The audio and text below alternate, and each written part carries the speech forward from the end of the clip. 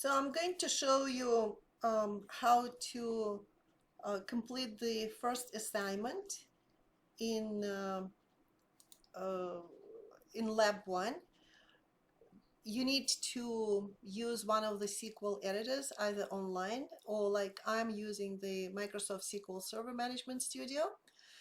You will create a basic database schema using the following code to create a table student.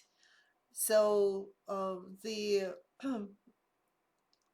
words that you're going to use, the command code, create table student, then in parentheses is going to say student ID, integer, going to be the primary key, first name, last name, and enrollment date.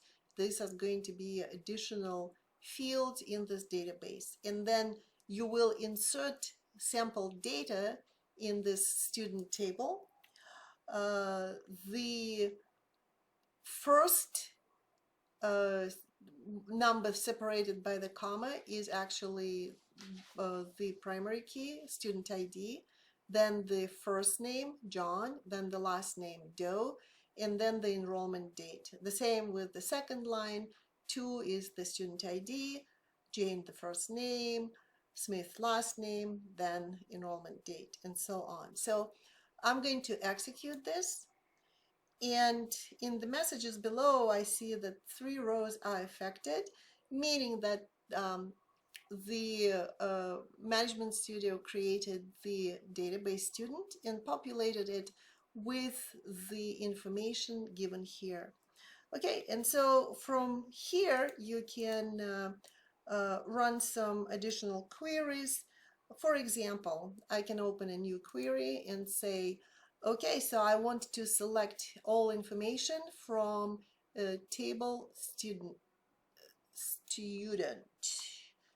Okay, and I'm going to execute it, and it'll show you what information I have in this table. So it's exactly the information I actually entered in there. So here it is. I can enter a slightly more complicated query. Let's say new one, and I'm changing the table name to student, so it doesn't, if you want to repeat the steps I'm doing, you can, and it won't interfere with your uh, assignment when you actually have to create the students database and populate it with the information.